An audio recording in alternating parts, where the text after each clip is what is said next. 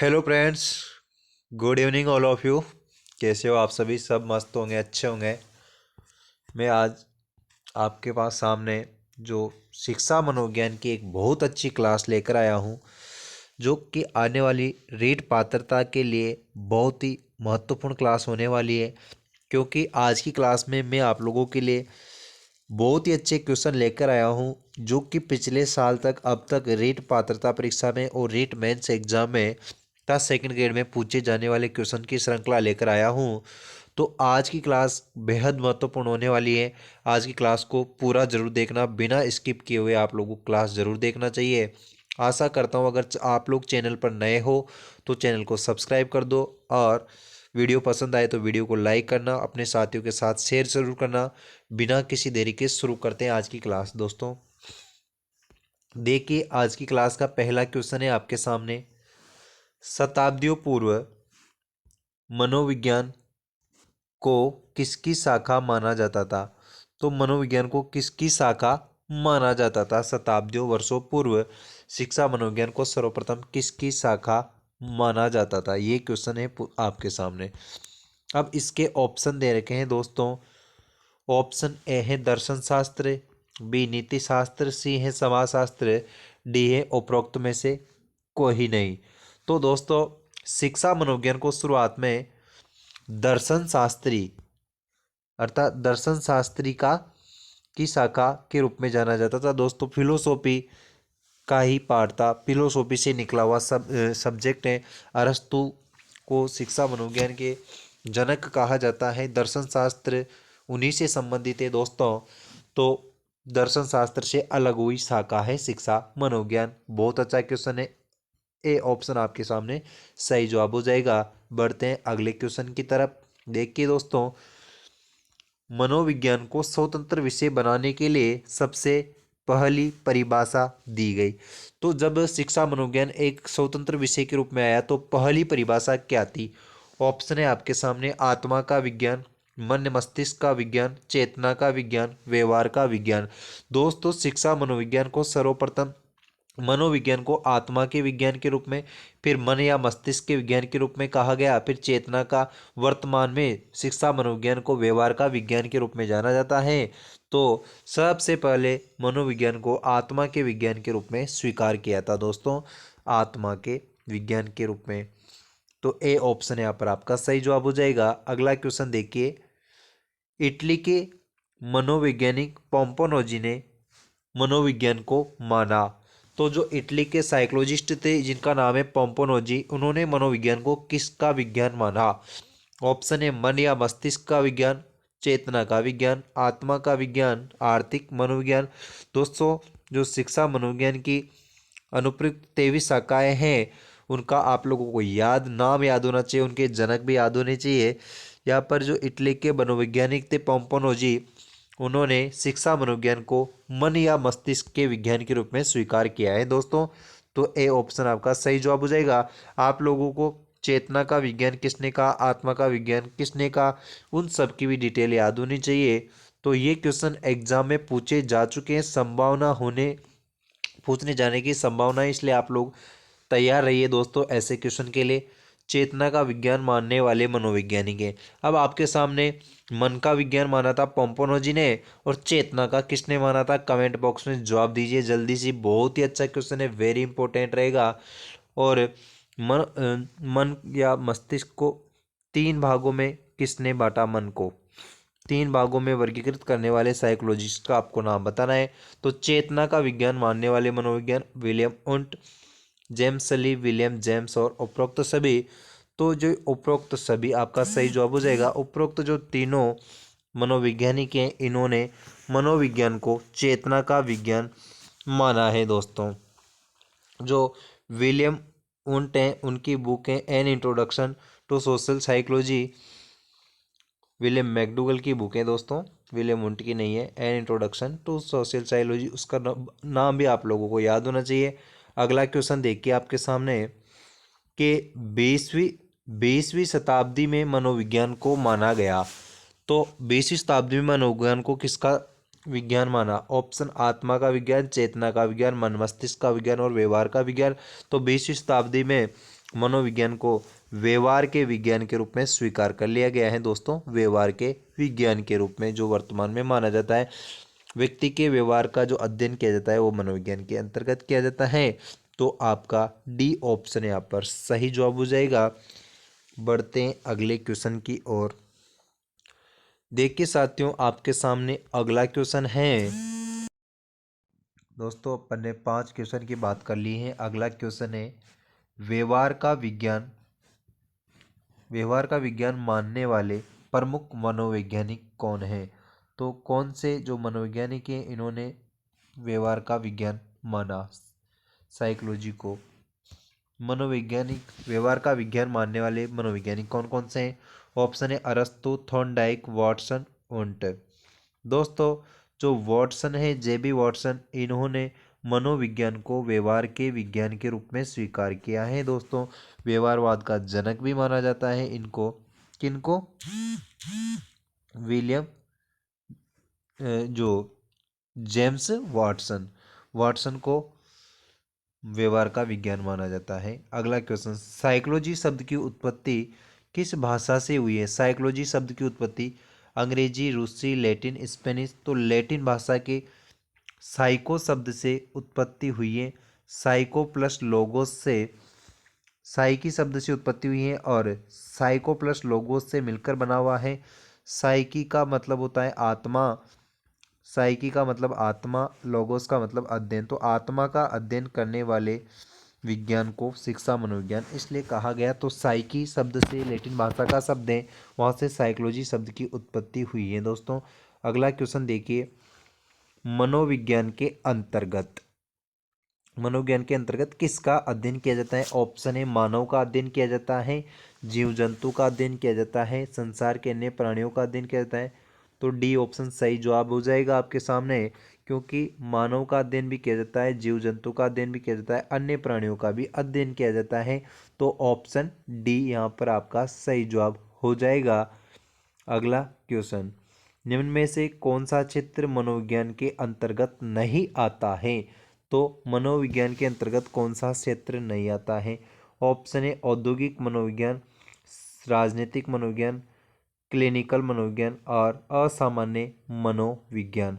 दोस्तों, इनमें से जो औद्योगिक मनोविज्ञान है, आप पूछोगे सर तो उद्योगों में बहुत तगड़ी साइकोलॉजी यूज की जाती है दोस्तों। जब उनकी प्री प्लानिंग की जाती है कि कौन सा उद्योग स्थापित करना है, किस प्रकार से चलेगा, कैसे नहीं चलेगा, कहाँ से इनकम कितनी होगी, तो वह सब मनोवैज्ञानिकों के द्वारा डिसाइड किया जाता है। क्लिनिकल में भी मनोविज्ञान, असामान्य मनोविज्ञान, जो असामान्य व्यवहार करने वाले लोगों बालकों का अध्ययन किया जाता है। असामान्य मनोविज्ञान का जो प्रवर्तक है वो टाइडमैन है दोस्तों। इसमें रेपिस्ट, बाल अपराधी आदि प्रकार के बालकों का, मंदबुद्धि बालक जो रेपिस्ट होते हैं उनका अध्ययन किया जाता है। राजनीतिक मनोविज्ञान प्रारंभ में मनोविज्ञान की एक शाखा थी, परंतु वर्तमान में राजनीतिक मनोविज्ञान को शाखा की दर्जा समाप्त कर दिया गया है।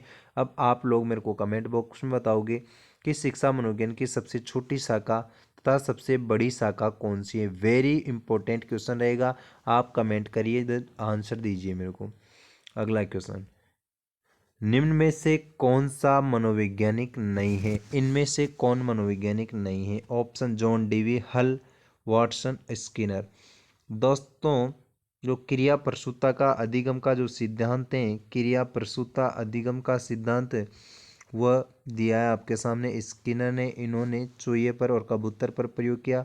व्यवहार का विज्ञान माना है वाटसन ने, और जो क्लार्क हल ने भी अधिगम में एक सिद्धांत थ्योरी दिया है। जबकि जॉन डीवी जो दर्शन शास्त्री हैं ये मनोवैज्ञानिक नहीं है। अगला क्वेश्चन, निम्न में से कौन सा क्षेत्र मनोविज्ञान के अंतर्गत नहीं आता है। मनोविज्ञान के अंतर्गत कौन सा क्षेत्र नहीं आता है। ऑप्शन है असामान्य मनोविज्ञान, औद्योगिक मनोविज्ञान, आर्थिक मनोविज्ञान, पशु मनोविज्ञान। दोस्तों, मनोविज्ञान में मानव के साथ साथ पशुओं का भी अध्ययन किया जाता है। मानव तथा पशु का साथ साथ अध्ययन किया जाता है। यह परिभाषा दी है आपके सामने मॉर्गन के द्वारा ये परिभाषा दी गई है। तो जो आर्थिक मनोविज्ञान है ये मनोविज्ञान का क्षेत्र नहीं है। उपयुक्त जो तीनों हैं ये मनोविज्ञान के क्षेत्र के अंतर्गत आते हैं। अगला क्वेश्चन देखिए दोस्तों, आपके सामने जो क्वेश्चन है, निम्न में से कौन सा क्षेत्र मनोविज्ञान के अंतर्गत नहीं आता है? मनोविज्ञान के अंतर्गत कौन सा क्षेत्र नहीं आता है? अगला क्वेश्चन है दोस्तों कि निम्न में से कौन सा क्षेत्र शिक्षा मनोविज्ञान के अंतर्गत नहीं आता है? निम्न में से कौन सा क्षेत्र शिक्षा मनोविज्ञान के अंतर्गत नहीं आता है? ऑप्शन है आपके सामने प्रायोगिक मनोविज्ञान, असामान्य मनोविज्ञान, व्यक्तिक मनोविज्ञान, औद्योगिक मनोविज्ञान। दोस्तों जो व्यक्तिक मनोविज्ञान है ये शिक्षा मनोविज्ञान के क्षेत्र के अंतर्गत मनोविज्ञान के अंतर्गत नहीं आता है। प्रायोगिक मनोविज्ञान शिक्षा मनोविज्ञान का एक प्रकार है। असामान्य मनोविज्ञान भी है, औद्योगिक मनोविज्ञान भी है।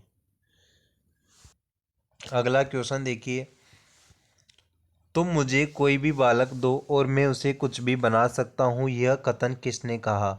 ये बहुत अच्छा कथन है दोस्तों, जिसे आपके सामने सुभाष चंद्र बोस ने कहा था कि तुम मुझे खून दो मैं तुम्हें आज़ादी दूंगा। उसी तरह साइकोलॉजिस्ट हुए हैं एक बहुत महान, कि जो छोटा बालक होता है वो कोरी स्लेट के समान होता है। ये कहा है जॉन लॉक महोदय के द्वारा, कि जब बालक पैदा होता है बच्चा, तो उसके मन मस्तिष्क में कुछ नहीं होता है और उसको जैसा सिखाया जाता है वैसा बना सकते हैं। इसलिए इस आधार पर किस मनोवैज्ञानिक ने कहा कि तुम मुझे कोई भी बालक दो मैं उसे कुछ भी बना सकता हूँ? और तो इसका जो सही जवाब हो जाएगा वॉटसन महोदय के द्वारा कहा गया है दोस्तों कि तुम मुझे कोई भी बालक दो मैं उसे कुछ भी बना सकता हूँ। अगला क्वेश्चन, फील्ड ऑफ साइकोलॉजी के रचयिता कौन है? दोस्तों बुक जरूर पूछी जाती है एग्जाम में, an introduction to social psychology an long, तो ये बुक तो है विलियम मैकडूगल की। और a mind that found itself William Preyer की बुक है। और ये जो भी आपको साइकोलॉजिस्ट है मुख्य मुख्य इनकी बुकें याद होनी चाहिए। तो फील्ड ऑफ साइकोलॉजी किसकी बुक है? वाटसन की, गिलफोर्ड की, मैकडूगल की और ब्रूनर की। तो दोस्तों गिलफोर्ड महोदय की बुक है ये फील्ड ऑफ साइकोलॉजी।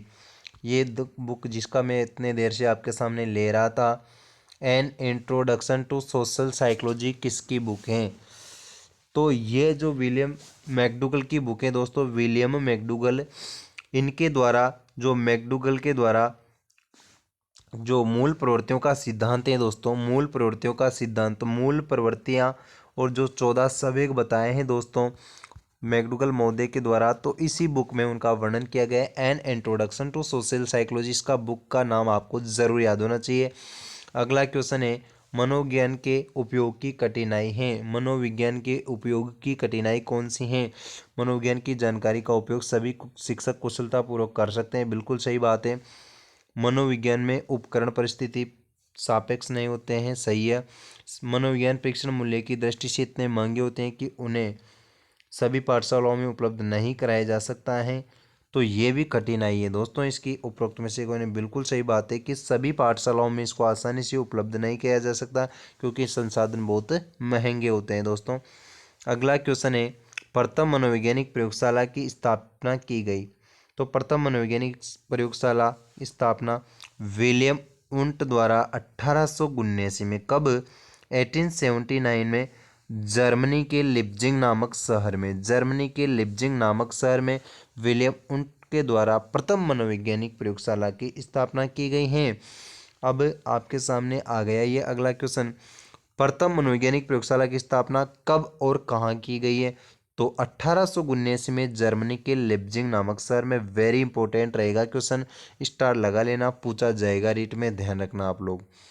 अगला क्वेश्चन, प्रयोगात्मक मनोविज्ञान का जनक माना जाता है। प्रयोगात्मक मनोविज्ञान, मैकडूगल को, वाटसन को, विलियम जेम्स को, विलियम उंट को। तो विलियम उंट को प्रयोगात्मक मनोविज्ञान का जनक कहा जाता है दोस्तों। प्रयोगात्मक मनोविज्ञान एक शाखा है साइकोलॉजी की, तो उसके प्रवर्तक कौन है? विलियम मैकडूगल हैं दोस्तों, विलियम मैकडूगल। अगला क्वेश्चन देखिए, शिक्षा का उद्देश्य है। शिक्षा का उद्देश्य क्या है? परिवार का विकास, बालक का विकास, देश का विकास और राष्ट्र का विकास सही जवाब हो जाएगा बालक का विकास। दोस्तों वर्तमान में शिक्षा बाल केंद्रित मानी जाती है। तो आप लोगों को एक बात का ध्यान होना चाहिए, शिक्षा 3 प्रकार की होती है, औपचारिक शिक्षा, अनौपचारिक शिक्षा और निरौपचारिक शिक्षा। दोस्तों औपचारिक शिक्षा होती है जिसमें समय व स्थान की बाध्यता होती है, अर्थात विद्यालय में दी जाने वाली शिक्षा को औपचारिक शिक्षा में माना जाता है। अनौपचारिक शिक्षा होती है जिसका समय व स्थान फिक्स नहीं होता, जैसे घर परिवार के द्वारा दी जाने वाली शिक्षा को अनौपचारिक शिक्षा, जबकि निरौपचारिक शिक्षा में दोनों शिक्षा के गुण समावेशित होते हैं। दोस्तों अगला क्वेश्चन देखिए, आपके सामने बहुत अच्छा क्वेश्चन है।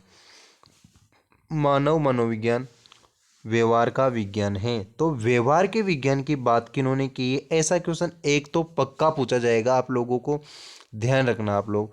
तो वुडवर्थ महोदय, स्किनर द्वारा, वाटसन द्वारा, चार्ल्स डार्विन द्वारा।